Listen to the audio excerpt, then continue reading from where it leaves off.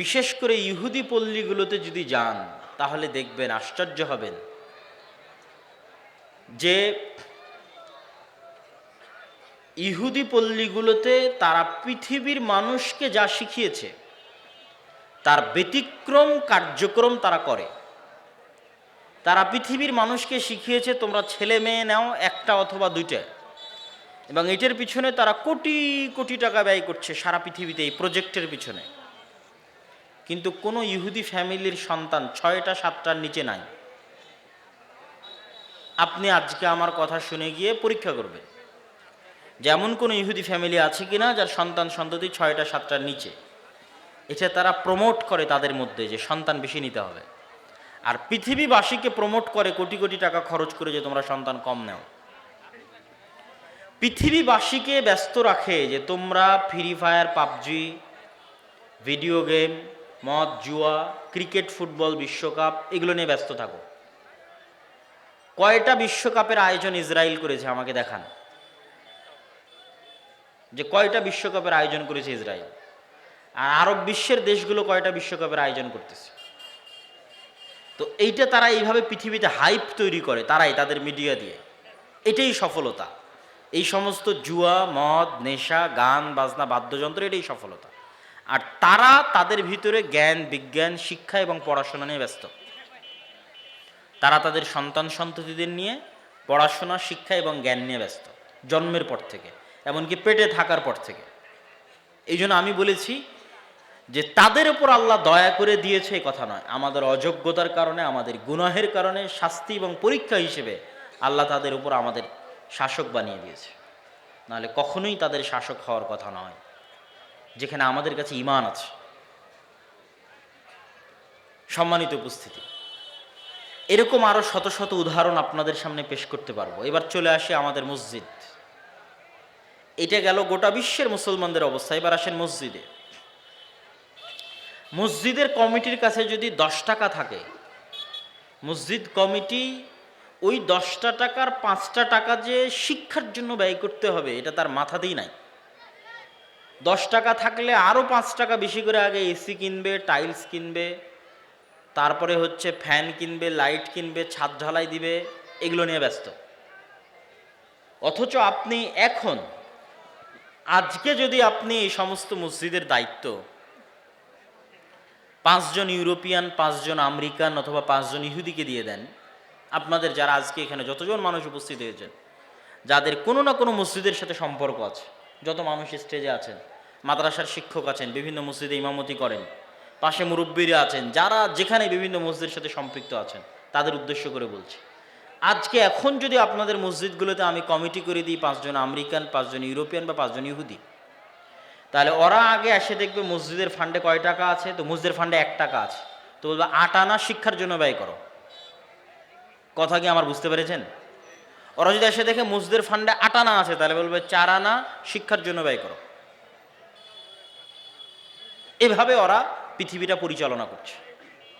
আমার সরকারের কাছে যদি 100 টাকা থাকে, আগে বলবে রাস্তা বানাও, ব্রিজ বানাও, কালভার্ট বানাও, বিশ্ববিদ্যালয়, স্কুল, কলেজ, সিলেবাস, জ্ঞান, গবেষণা ওগুলো পদ্মা নদীতে ভাসিয়ে দাও, সব লেবার হবে। কথা বুঝতে পারেননি? তো একই অবস্থা আরব বিশ্বের দেশগুলো। তুমি বিশাল বুর্জ খলিফা বানিয়েছো, তো বুর্জ খলিফা বানানোর ইঞ্জিনিয়ার তোমার দেশে জন্ম দিতে পেরেছো? না চাইনিজ, আমেরিকান আর ইউরোপিয়ান কোম্পানিতে বুর্জ খলিফা বানিয়েছো? বলো। শুধু টাকা থাকলেই স্থায়ী শাসন ক্ষমতা অর্জন করা যায় না, এগুলো অস্থায়ী। তখনই তুমি স্থায়ী শাসন ক্ষমতা অর্জন করবা যখন জ্ঞানে সামনে এগিয়ে থাকবে। তাহলে আপনাদের কাছেও যখন 10 টাকা আসতেছে, আপনি 10 টাকার পুরোটাই, আরও পারলে উন্নয়ন মানে কি, আপনি এসি লাগাবেন, টাইলস লাগাবেন, দিয়ে মসজিদ স্বর্ণ দিয়ে বানিয়ে দিবেন। আমার একটা প্রশ্নের উত্তর দেন যে ওই মসজিদ স্বর্ণ দিয়ে বানিয়ে কি করবেন যেই মসজিদের আশেপাশের মানুষজন, যুবক, তরুণ, তরুণী মদখোর, নেশাখোর, জুয়াখোরে পরিপূর্ণ হয়ে গেছে, কি করবেন স্বর্ণ দিয়ে বানিয়ে? মসজিদ স্বর্ণ দিয়ে বানিয়ে কি করবেন যেই মসজিদের আশেপাশের তরুণ, যুবক, কিশোর মদ, জুয়া, নেশা, ফ্রি ফায়ার, পাবজিতে মত্ত? ওই মসজিদ স্বর্ণ দিয়ে বানিয়ে আপনি করবেন কি? আমাকে উত্তর দেন। ওই মসজিদে একদিন সালাত আদায় করার লোক থাকবে না। আপনার স্বর্ণের মসজিদ বিরান পড়ে থাকবে, কেউ সালাত আদায় করার থাকবে না, কেউ না। কিন্তু ওই মসজিদের 10টা টাকার 5টা টাকা যদি আপনি শিক্ষার জন্য ব্যয় করতেন, মসজিদ যদি নাও থাকে তো মুসলমানেরা খোলা মাঠে সালাত আদায় করবে। জুইলাত লিয়াল আরদু মাসজিদা, সমগ্র পৃথিবী আমার জন্য মসজিদ করা হয়েছে। এবং জরিপ করলে দেখা যাবে, আল্লাহ ভালো জানে কত লাখ কত কোটি মুসলমানের সন্তান এই জেনারেশন কোরআন না শিখে এবং দ্বীনের জ্ঞান অর্জন না করে বড় হচ্ছে, যেটা আজ থেকে 20 বা 30 বছর আগের চাইতে বেশি। আজ থেকে 20 বা 30 বছর আগে আপনারা অন্তত মসজিদের মক্তবে কিছু শিখেছিলেন, কিন্তু এখন সেই মক্তব ব্যবস্থা না থাকার কারণে, স্কুলের সিলেবাসগুলো পরিপূর্ণ দিন বিমুখ হওয়ার কারণে দেশ ও জাতির বিশাল একটা অংশ দিন বিমুখ হিসেবে বড় হচ্ছে। এই সমস্যাকে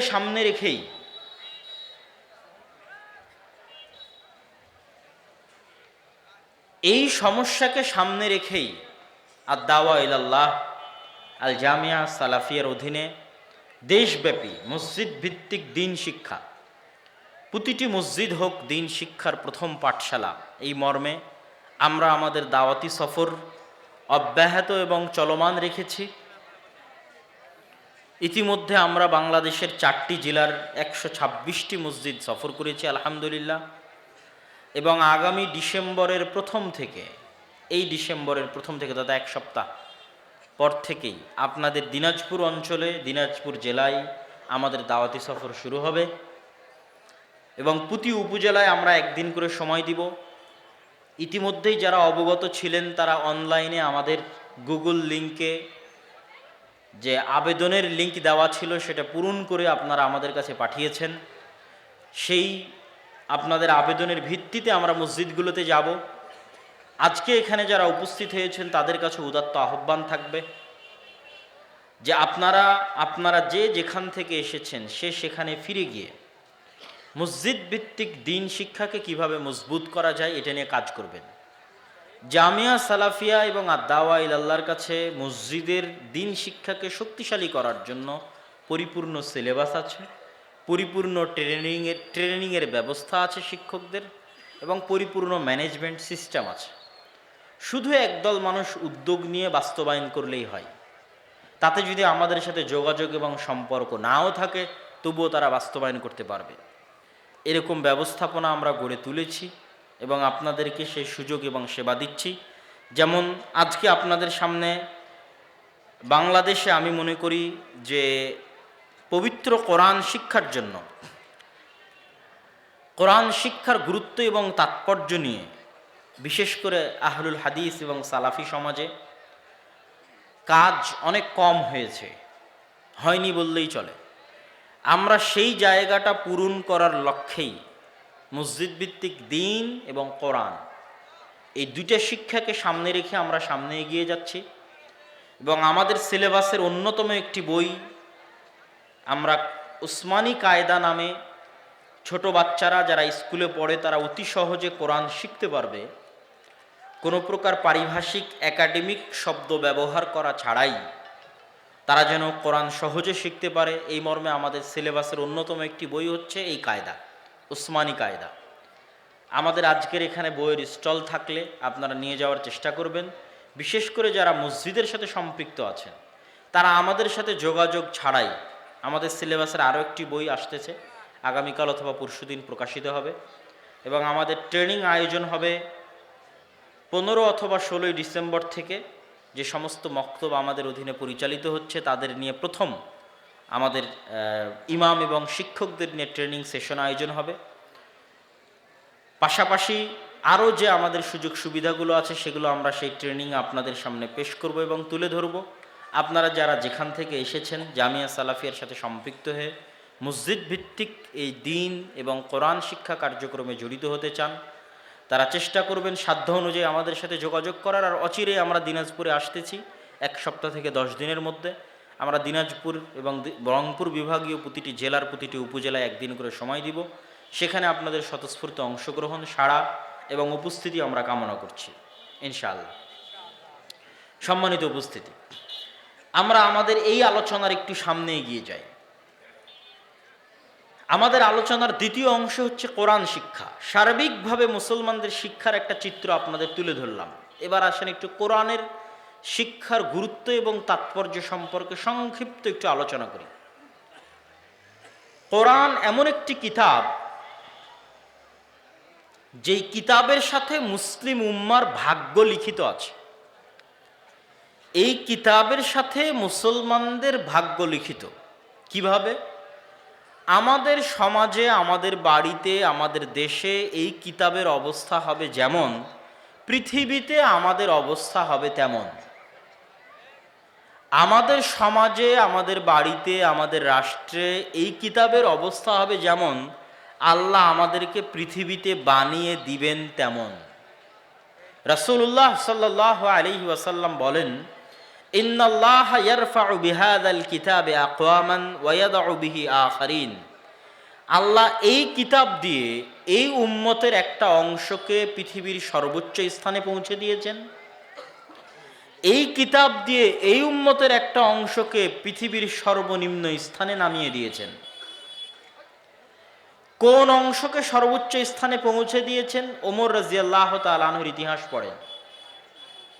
ওমর রাদিয়াল্লাহু তাআলা আনহু যেই দিন মসজিদে আকসা, বাইতুল মুকাদ্দাস বিজয় করার জন্য রওনা দিচ্ছেন মদিনা থেকে, সেই দিন জেরুজালেম শহর ঘিরে রেখেছে আবু উবাইদা ইবনুল জাররাহ, খালিদ ইবনুল ওয়ালিদ, আমর ইবনুল আস সহ এই সমস্ত বিখ্যাত প্রধান সেনাপতি এবং সাহাবী সহ প্রায় 12,000 মুজাহিদ বাহিনী, যার মধ্যে 4,000 আল্লাহ রাসূলের সাহাবী জেরুজালেম ঘিরে রেখেছে কয়েক মাস যাবত।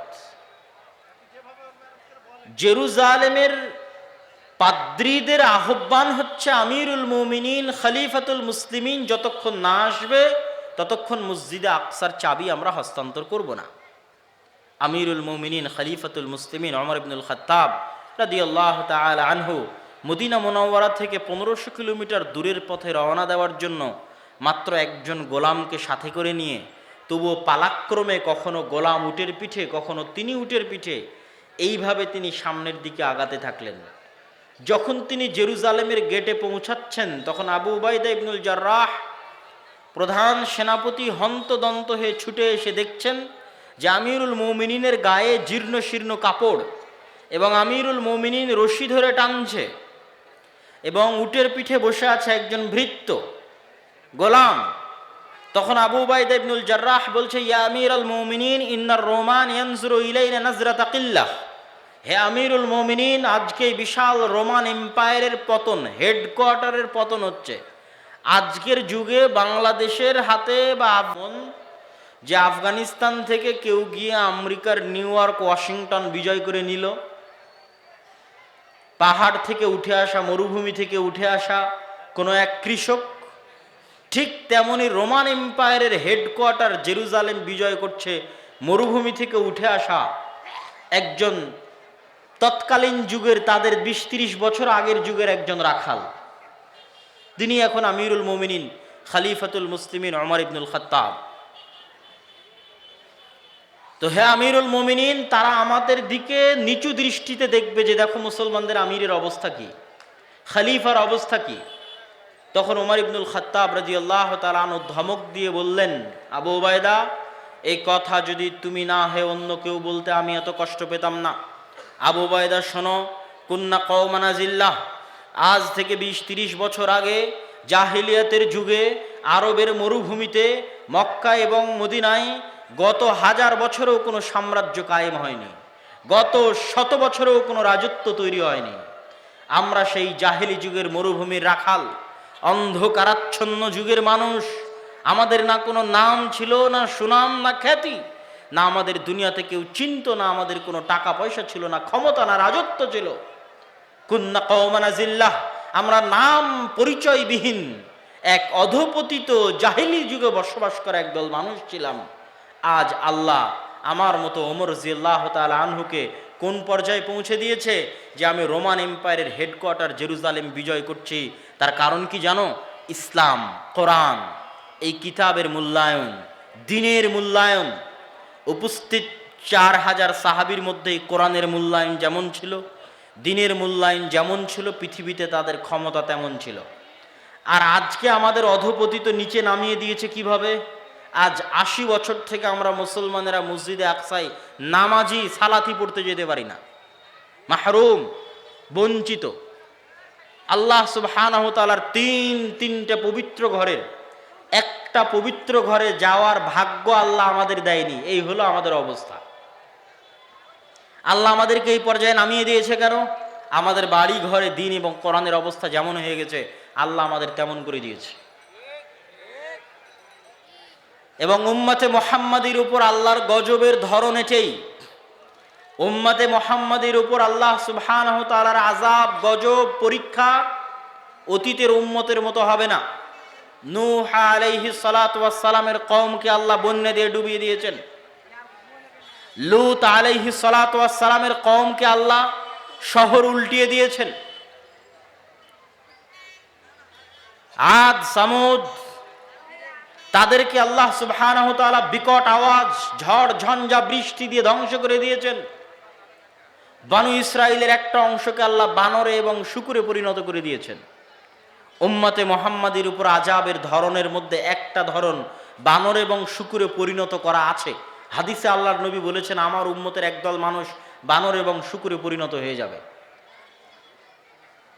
যারা গান বাজনা, বাদ্যযন্ত্র, অশ্লীলতা, বেহায়াপনার সাথে সম্পৃক্ত থাকবে, মদ এবং নেশার সাথে সম্পৃক্ত থাকবে, তাদের একদল মানুষ রাতে রাতে শূকর এবং বানরে পরিণত হয়ে যাবে।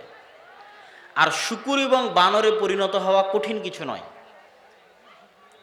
আজকের যারা বিজ্ঞানী গবেষণা করছে, তারা মনে করছে যে আমরা বানর থেকে তৈরি হয়েছি, নাউজুবিল্লাহ, যে আমরা বানর থেকে এসেছি। আসলে বিষয়টা উল্টা, বরং মানুষই বানর হয়ে যেতে পারে। বানর থেকে মানুষ এসেছে তা নয়। শরীয়ত কি বলে? মানুষই কি হয়ে যেতে পারে বলেন তো? বানর হয়ে যেতে পারে, মানুষই শূকর হয়ে যেতে পারে। বিজ্ঞানীরা ধোঁকা খেয়েছে কিসে? মানুষের যে ডিএনএ আছে আর বানর আর শূকরের যে ডিএনএ আছে, এই দুই ডিএনএ এত বেশি মিল যে মানুষ যদি আর দ্বিতীয় কোনো প্রাণীতে পরিণত হওয়ার সম্ভাবনা থাকে, তাহলে সেটা বানর আর শূকর। আর তৃতীয় কোনো প্রাণীতে মানুষের রূপান্তর সম্ভব নয়। এই জন্য আল্লাহর আযাব এবং গজব হিসেবে বনু ইসরাইলদের কি হয়েছিল? আল্লাহ সামান্য ডিএনএ পরিবর্তন করে দিয়েছে, ওরা রাতের অন্ধকারে বানর আর শূকর হয়ে গেছে। কেন? মানুষ থেকে বানর শূকর করা খুবই সহজ। প্রচন্ড মিল আছে বানর এবং শূকরের ডিএনএর সাথে মানুষের ডিএনএ। এই ডিএনএর মিল দেখে বিজ্ঞানীরা, পাগলেরা ভুল বুঝেছে কি যে আমরা হয়তো বানর থেকে মানুষ হয়েছে, নাউজুবিল্লাহ। আসলে শরীয়ত কি বলছে? মানুষই কি হয়ে যেতে পারে? বানর এবং শূকর হয়ে যেতে পারে। মানুষ বানর এবং শূকর থেকে আসেনি, কিন্তু মানুষ বানর এবং শূকর হয়ে যেতে পারে। কিন্তু এটাও মনে রাখতে হবে, আল্লাহর আযাব এবং গজবের কারণে, জি না না ডাকেনি তো, মানুষ আযাব এবং গজবের কারণে যারা বানর এবং শূকরে পরিণত হয়ে যায়, তারা কিন্তু আবার বেঁচে থাকে না, তারা মারা যায়, তাদের বংশ পরম্পরা বৃদ্ধি হয় না।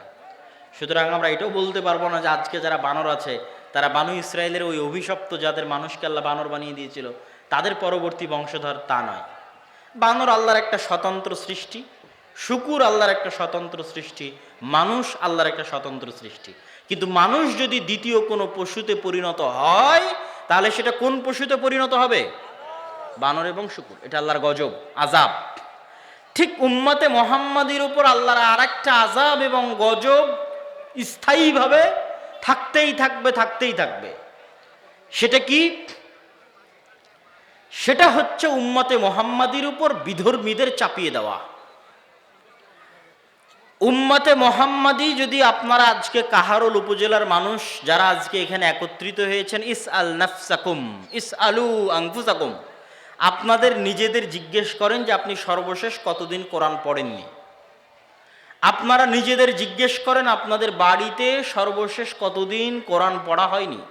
উপস্থিত মা এবং বোনেরা নিজেদের জিজ্ঞেস করেন আপনাদের বাড়িতে কতদিন যাবৎ কোরআন বুঝা, কোরআন তেলাওয়াত, কোরআন অনুধাবন হয় না। তাহলে এবার গোটা কাহারোল উপজেলা, গোটা দিনাজপুর জেলা, গোটা রংপুর বিভাগের মানুষজন যদি নিজেদের মাপে যে তাদের বাড়িতে তাদের জীবনে তারা মাসকে মাস, বছরকে বছর থেকে না কোরআন পড়ে না বুঝার চেষ্টা করে, তাহলে তাদের উপর তো আল্লাহর আযাব আসা উচিত। কেন আল্লাহ বলেছে এই কিতাব এই উম্মতের একটা অংশকে উপরে উঠিয়ে দিবে আর একটাকে নিচে নামিয়ে দিবে। তো যেটাকে নিচে নামিয়ে দিবে ওদের আযাবটা কি? তো আপনি যদি মনে করেন যে কাহারুলের কেউ আজকে যদি কোরআন না পড়ে তাহলে আল্লাহ কাহারুলকে ভূমিকম্পতে ধ্বংস করে দিবে, জি না। আপনি যদি মনে করেন আজকে দিনাজপুরের কোনো মানুষ কোরআন না বুঝে কোরআন না শিখে তাহলে দিনাজপুরকে আল্লাহ বন্যা দিয়ে ডুবিয়ে দিবে, জি না। এটা উম্মতে মুহাম্মাদির উপর আল্লাহর সামগ্রিক আযাব এবং গজবের ধরন নয়। আজ যদি দিনাজপুরের মানুষের বাড়িতে, ঘরে, সমাজে, রাষ্ট্রে কোরআনের কোনো মান, সম্মান, ইজ্জত, মূল্যায়ন না থাকে, কেউ না পড়ে না বুঝে, তাহলে এই দিনাজপুর এবং কাহারুলের মানুষকে আল্লাহ আযাব দিবে কিভাবে? এদের ওপর আল্লাহ বিধর্মীদের চাপিয়ে দিবে। ধরেন আপনার দিনাজপুরের ওপর আল্লাহ হিন্দুদের চাপিয়ে দিল, দিয়ে কি হবে? একদিনে, এখন এই মুহূর্তে এখানে উপস্থিত সব মানুষকে যদি এখন বম মেরে হত্যা করে দেওয়া হয়, আল্লাহর কসম পৃথিবীতে কেউ জিজ্ঞেস করেনই থাকবে না যে কাহারুলে এরকম 5,000 মানুষ এক জায়গায় জমা হয়েছিল, সবকে বম দিয়ে উড়িয়ে দেওয়া হয়েছে, জিজ্ঞেস করার থাকবে না। এই আপনার মূল্য হচ্ছে এই, এটা আল্লাহ বানিয়ে দিবে। কেন? আপনার ঘরে, আপনার বাড়িতে কোরআন এরকম হয়ে গেছে। গোটা দিনাজপুরের মানুষকে যদি একদিনে জবাই করে দেওয়া হয়, সারা পৃথিবীর কোনো কোনায় উচ্চারিতই হবে না দিনাজপুরের নাম, যে দিনাজপুরে 1 লক্ষ মানুষ ছিল, একদিনে হিন্দুরা জবাই করে দিয়েছে, কেউ নামই নিবে না। কেন? আপনার বাড়িতে, আপনার ঘরে কোরআন এরকম হয়ে গেছে। আমি যদি বুঝাতে না পারি এটা আমার ব্যর্থতা, কিন্তু কোরআন এবং হাদিস থেকে ব্যাখ্যা করেই আপনাকে আমি বলতেছি যে উম্মতে মুহাম্মাদির উপর আযাবের ধরন হচ্ছে এটা, শাস্তি গজবের ধরন হচ্ছে এটা। এবং এভাবে আল্লাহ উম্মতে মুহাম্মাদিকে আযাব এবং গজব দিয়েছে। অন্য কোনোভাবে আপনি পাবেন না যে গোটা 1400 বছরের ইতিহাসে কোনো মুসলিম শহর মাটিতে ধসে গেছে, পাবেন না। কোনো মুসলিম শহর সমূলে বন্যায় ধ্বংস হয়ে গেছে, পাবেন না। মানে কি মুসলমানরা আজীবনই ভালো ছিল? না। কিন্তু কি পাবেন? বাগদাদের ইতিহাস পড়ে দেখেন, একদিনে লক্ষ লক্ষ মুসলমানকে জবাই করেছে হালাকুকা, এটা শাস্তি, এটা আযাব। স্পেনের ইতিহাস পড়ে দেখেন কিভাবে নিদারুণ, করুণ ও বর্বরভাবে স্পেন থেকে মুসলমানদের বিতাড়িত করা হয়েছে, এটাই শাস্তি। রোহিঙ্গাদের চোখের সামনে দেখে আসেন যে কিভাবে রোহিঙ্গাদেরকে তাদের দেশ থেকে বিতাড়িত করা হচ্ছে। ফিলিস্তিনকে চোখের সামনে দেখেন, সম্মানিত উপস্থিতি। এবং এখান থেকে শিক্ষা গ্রহণ করতে হবে। শিক্ষা গ্রহণ না করলে আপনিও একদিন গাজা হয়ে যাবেন, মানে আপনার বাংলাদেশও একদিন কি হয়ে যাবে? গাজা, ফিলিস্তিনের গাজা। এবং ফিলিস্তিনের গাজার চেয়ে বেশি ভয়ঙ্কর হবে। ফিলিস্তিনের গাজায় তো তাও আশেপাশে মুসলমান দেশ আছে, 2-5টা সহযোগিতা করতে পারছে। আপনার বাংলাদেশকে যদি গাজা বানিয়ে দিই, তো বাংলাদেশে 2-10 কিলোমিটার, 50 কিলোমিটারের মধ্যে কোনো মুসলমান দেশ নাই। সুতরাং আপনার এখানে সহযোগিতা পৌঁছানোর মতো কেউ থাকবে না। তাহলে আপনাকে আল্লাহর আযাব এবং গজব থেকে বাঁচতে হবে। আযাব এবং গজব থেকে বাঁচতে দিনের রাস্তায় ফিরে আসতে হবে। দিনকে যে জাতি যত শক্ত করে আঁকড়ে ধরবে, ওদের আত্মমর্যাদা, আত্মসম্মান আল্লাহ তত বাড়িয়ে দিবে। পৃথিবীতে ওদের শক্তি, সাহস, দাপট আল্লাহ তত বাড়িয়ে দিবে। তাদের মাটিতে তাদের পা আল্লাহ তত মজবুত করে দিবে। এটার জ্বলন্ত উদাহরণ মুসলমানেরাই।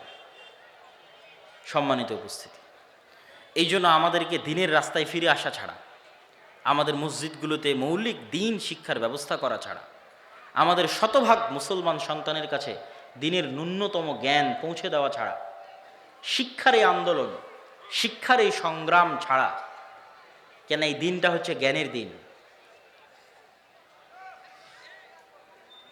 আল উলামা ওয়ারাসাতুল আম্বিয়া লা ইউরিসুনা দিনারান ওয়ালা দিরহামান। এই দিনটা জ্ঞানের দিন। আমাদের নবী মুহাম্মদ সাল্লাল্লাহু আলাইহি ওয়াসাল্লাম আল্লাহর কাছ থেকে জ্ঞান রিসিভ করেছেন। সেই জ্ঞান তিনি আমাদের পৌঁছে দিয়ে গেছেন এই কোরআনে এবং হাদিসে।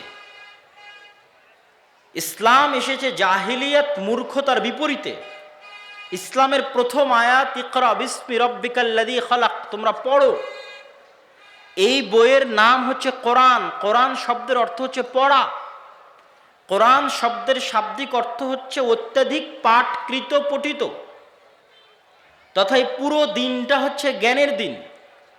জ্ঞানের ট্রান্সফরমেশন যত বেশি হবে, এই দিন তত ছড়িয়ে যাবে।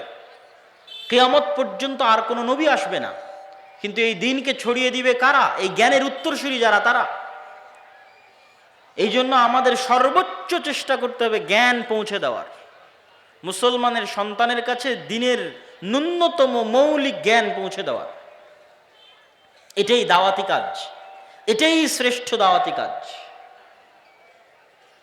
রাসূলুল্লাহ সাল্লাল্লাহু আলাইহি ওয়াসাল্লাম বলেছেন, খায়রুকুম মান তাআল্লামাল কুরআন ওয়া আল্লামা, তোমাদের মধ্যে সর্বশ্রেষ্ঠ সে যে কোরআন শিখে এবং শিখায়, এটাই শ্রেষ্ঠ দাওয়াতি কাজ। আর এই জন্য এই শিক্ষার দাওয়াতি কাজের সবচেয়ে বড় শত্রু, কোরআনের জ্ঞান ছড়িয়ে দেওয়ার দাওয়াতি কাজের সবচেয়ে বড় শত্রু শয়তান। সবচেয়ে বড় শত্রু কে বলেন? শয়তান। আপনাকে আমি দলিল দিই, শয়তান যে সবচেয়ে বড় শত্রু তার দলিল।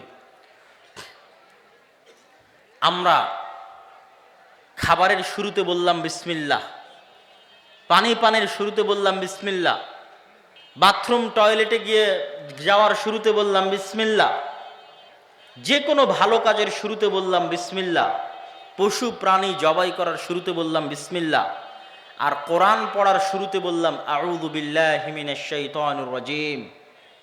একমাত্র ব্যতিক্রম কোরআন, যার শুরুতে আপনাকে শয়তান থেকে বাঁচতে চাইতে হবে, তারপরে বিসমিল্লাহ। কোরআন পড়ার শুরুতে আগে শয়তান থেকে বাঁচতে চাও, তারপরে বিসমিল্লাহ বলো। কেন? এই কোরআন তোমাকে শয়তান পড়তে দিবে না, এই কোরআন তোমাকে শয়তান শিখতে দিবে না। আমরা যতজন গত 1 মাস, 6 মাস, 5 দিন, 1 সপ্তাহ, 10 দিন যাবৎ কোরআন থেকে দূরে আছি, কোরআন বুঝা এবং কোরআন শিখা এবং পড়া থেকে দূরে আছে, আমাদেরকে কে দূরে রেখেছে ভাই? শয়তান। আমাদের যাদের বাড়িতে মাসকে মাস থেকে কোরআন তেলাওয়াত হয় না, বুঝা হয় না, শিখা হয় না, পড়া হয় না, এই বাড়িগুলো কারা দখল করে রেখেছে? শয়তান। এবং শয়তান কোনো কাল্পনিক চরিত্রের নাম নয়। বিভিন্ন যে সায়েন্স ফিকশনের যে গল্প, কাল্পনিক গল্প, কাল্পনিক উপন্যাস, কাল্পনিক ভূত পেত্নির গল্প, এই কাল্পনিক কোনো চরিত্রের নাম শয়তান নয়।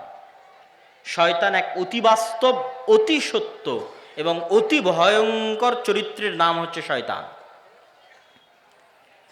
আল্লাহ সুবহানাহু ওয়া তাআলা এই পৃথিবী ডেভেলপ করার আগেই, যেভাবে আপনারা সফটওয়্যার ডেভেলপ করেন, অ্যাপ ডেভেলপ করেন, এই পৃথিবীর সিস্টেম যখন আল্লাহ ডেভেলপ করেছেন, এই পৃথিবীকে আল্লাহ একটা সিস্টেমে তৈরি করেছেন, যেই সিস্টেমগুলো অপরিবর্তনীয়, একমাত্র আল্লাহ চাইলে পরিবর্তন হতে পারে। যেমন এই পৃথিবীতে আল্লাহ সিস্টেম কি দিয়েছেন? আগুন জ্বালাবে, এটা সিস্টেম। যে আমি আগুনের মধ্যে হাত দিলে আমার হাত পুড়ে যাবে, এটাই সিস্টেম পৃথিবীর। কিন্তু আগুন নাও পুড়াতে পারে, যদি আল্লাহ বলে ইয়া নারু কুনি বারদান ওয়া সালামান আলা ইব্রাহিম, হে আগুন তুমি ইব্রাহিমের জন্য ঠান্ডা শীতল বরফ হয়ে যাও। এই পৃথিবীর সিস্টেম হচ্ছে চাকু দিয়ে ছুরি চালালে কাটবে, এটা সিস্টেম।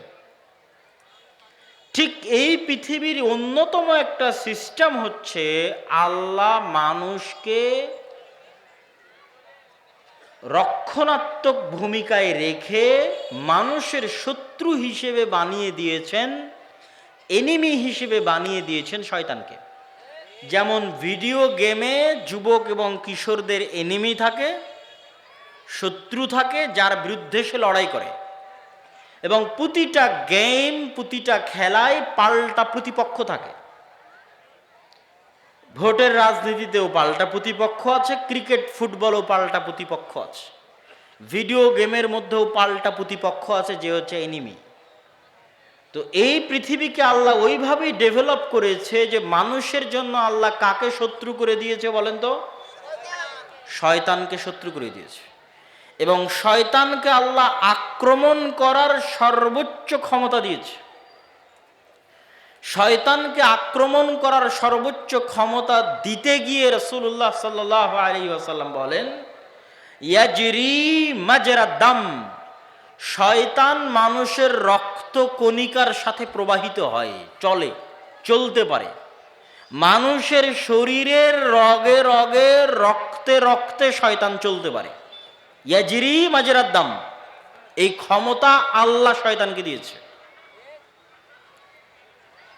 শয়তানকে দ্বিতীয় ভয়ঙ্কর যে ক্ষমতা আল্লাহ দিয়েছে আদম সন্তানের উপর আক্রমণ করার জন্য, সেটা হচ্ছে ইউয়াসবিসু ফি সুদুরিন নাস। আজকের পৃথিবীতে এমন কোনো টেকনোলজি আবিষ্কার হয়নি যে আমি এখানে মোবাইলে বাটন চাপলে আপনাদের সবার অন্তরে মেসেজ চলে যাবে। এরকম কোনো টেকনোলজি আবিষ্কার হয়নি। যদি হতো তাহলে আমাকে রাজশাহী থেকে সফর করে আর শায়েখ আব্দুর রাজ্জাক বিন ইউসুফকে ঢাকা থেকে সফর করে আজ এখানে আসা লাগতো না। আমরা একটা বাটন চাপতাম আর এখানে যতজন উপস্থিত হয়েছে সবার অন্তরে অন্তরে মেসেজ চলে যেত। কিন্তু মোবাইল বলেন, কম্পিউটার বলেন, মাইক বলেন, এগুলো একটাও সেই প্রযুক্তি নয়। সবগুলোই কি আমাকে চিল্লাতে হবে আর আপনি কান দিয়ে শুনবেন। পার্থক্য এতটুকু কি, আমি মোবাইলে চিল্লাচ্ছি, আপনি 1000 কিলোমিটার দূরে মোবাইল দিয়ে শুনছেন, কিন্তু ভাই কান দিয়েই শুনতে হবে, আপনার অন্তরে পাঠানোর কোনো উপায় নাই। পার্থক্যকে আগে মুখে বলতাম, এখন মাইকে চিল্লাচ্ছি, আপনাকে কান দিয়েই শুনতে হচ্ছে। আপনার অন্তরে দেওয়ার কোনো উপায় আমার কাছে নাই। কিন্তু শয়তানকে আল্লাহ এই শক্তি দিয়ে দিয়েছে যে শয়তান যদি আমাদের কিছু বলতে চায় তাহলে আমাদের কানে বলা লাগবে না, আমাদেরকে চিঠি লেখা লাগবে না যে আমরা পড়ব, মেসেজ লেখা লাগবে না যে আমরা পড়ব, সরাসরি ইউয়াসবিসু ফি সুদুরিন নাস। শয়তান সরাসরি কোথায় মেসেজ দিতে পারে? অন্তরে। শয়তান সরাসরি মানুষের অন্তরে মেসেজ দিতে পারে। ফলত আদম সন্তান মহাবিপদে। আদম সন্তান জানে না কোনটা তার ইচ্ছা, কোনটা শয়তানের প্ররোচনা। এই এক বিপদে আমরা প্রতি সেকেন্ড পার করছি। আল্লাহর কসম, প্রত্যেকটা সেকেন্ড আমরা এই বিপদে পার করছি। আপনি যদি শয়তানের এই অংশটুকু ভালোভাবে বুঝে যান, আপনার কাছে গোটা দুনিয়া পানির মতো, দুধ কা দুধ পানি কা পানি হয়ে যায়গা। যে পৃথিবীতে কি চলতেছে আপনি ধরে ফেলতে পারবেন, পৃথিবীর রহস্য কি ধরে ফেলতে পারবেন। আপনি সকালবেলা ফজরের সালাত বাদ দিয়ে ঘুমিয়ে আছেন, আপনি মনে করছেন আমার আরামের জন্য ঘুমিয়ে আছে, আমার আয়েশের জন্য ঘুমিয়ে আছে। কিন্তু এই লজিক যদি আপনি বুঝে যান যে পৃথিবীর সিস্টেমটা কিভাবে ডেভেলপ করা আছে, তাহলে আপনি বুঝবেন যে সকালে আপনার ইচ্ছায় আপনি ঘুমিয়ে নাই, বরং শয়তানের প্ররোচনায় আপনি ঘুমিয়ে আছেন। কিন্তু এটা আপনি জানেনই না যে শয়তান আপনাকে এভাবে আপনার অন্তরে মেসেজ দিতে পারে। এই ক্ষমতা শয়তানের আছে। এটা আপনাকে দুনিয়ার কোনো স্কুল, কোনো কলেজ, কোনো ইউনিভার্সিটি, কোনো থিসিস, কোনো রিসার্চ পেপার কেউ আপনাকে বলবে না। পৃথিবীর কেউ আপনাকে বলে দিবে না এটা। পৃথিবীর যেখানে যাবেন সবাই বলবে তোমার মন মতো চলো, মনের কথা শোনো, সবাই বলবে। কেউ বলবে না যে তোমার অন্তরে শয়তান নামে একটা চরিত্র আছে যার প্রভাব আছে, অতএব সাবধান। এ কথা কেউ বলবে না। কেন বলবে না ভাই? আপনারা যদি একটু, আমাদের হাতে ডানে এবং পিছনে অনেক ভাই দাঁড়িয়ে আছে, একটু কি হালকা হালকা করে সামনে আসা সম্ভব?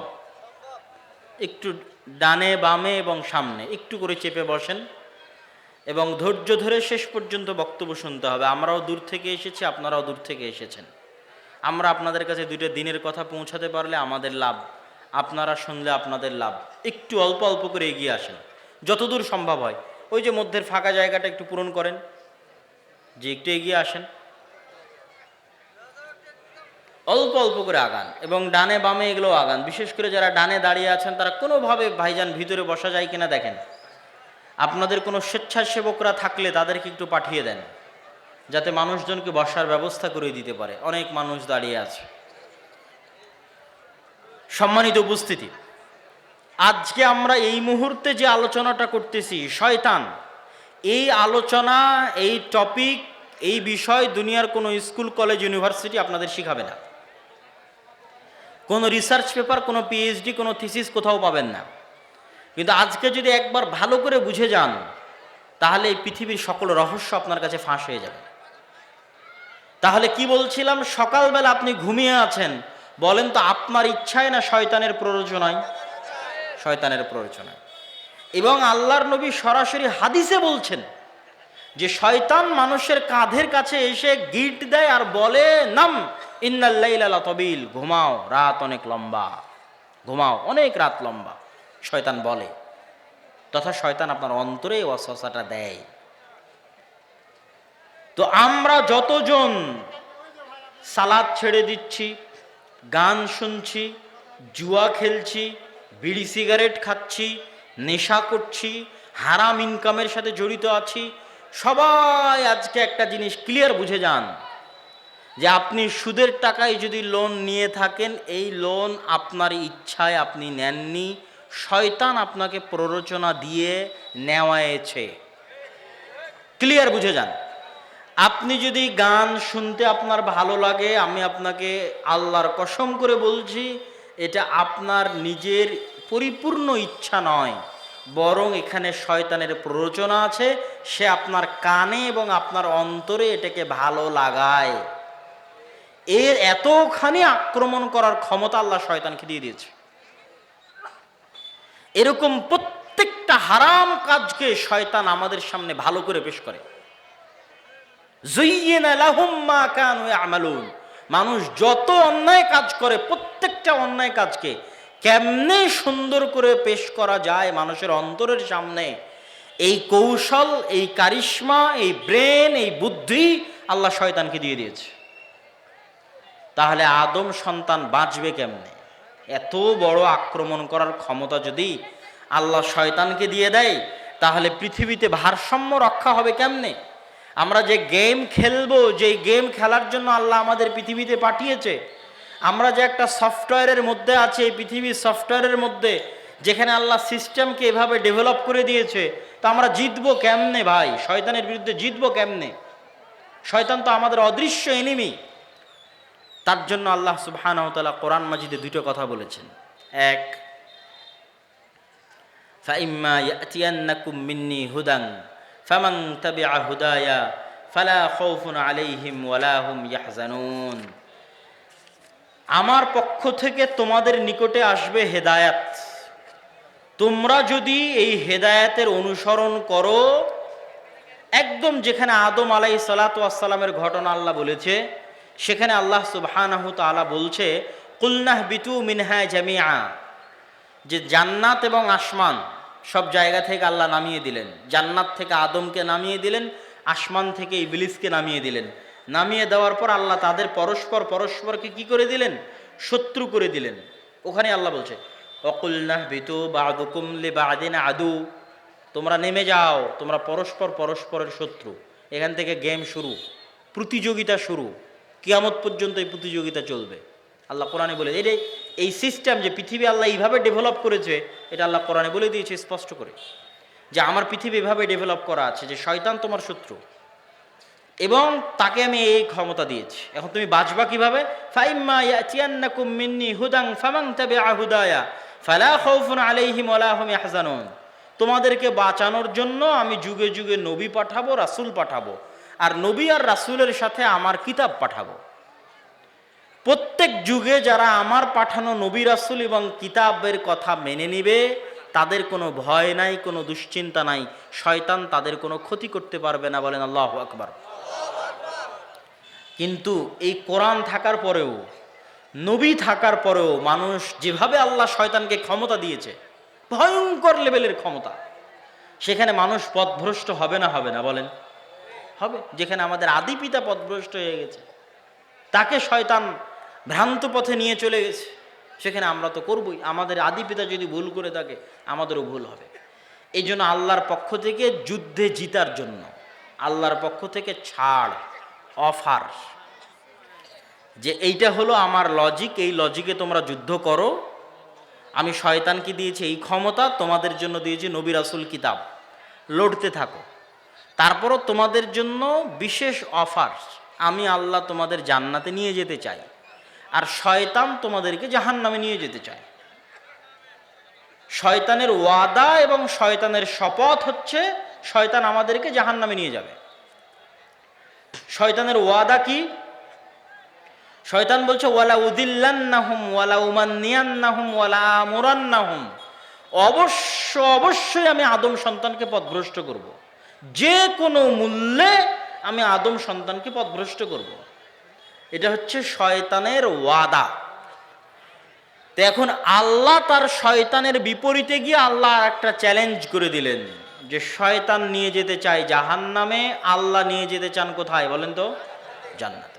এই জন্য আল্লাহর পক্ষ থেকে অফার মানুষের জন্য, পৃথিবীর সকল মানুষের জন্য, যে শয়তান রাত দিন 24 ঘন্টা পরিশ্রম করে তোমাদেরকে দিয়ে যা গুনাহ করাবে এবং করিয়েছে, এখন পর্যন্ত করিয়েছে, তোমার মরা পর্যন্ত করাবে, আমার কিতাব থাকার পরেও, আমার রাসূল থাকার পরেও, রাসূলের হাদিস থাকার পরেও তোমাদেরকে দিয়ে 24 ঘন্টা পরিশ্রম করে যা গুনাহ করাবে, সকাল থেকে সন্ধ্যা পর্যন্ত, জন্ম থেকে মৃত্যু পর্যন্ত, তোমরা যদি আমার নিকটে একবার ক্ষমা চাও, আমি আল্লাহ শয়তানের সকল পরিশ্রম বাতিল করে দিয়ে তোমাদেরকে ক্ষমা করে দেব।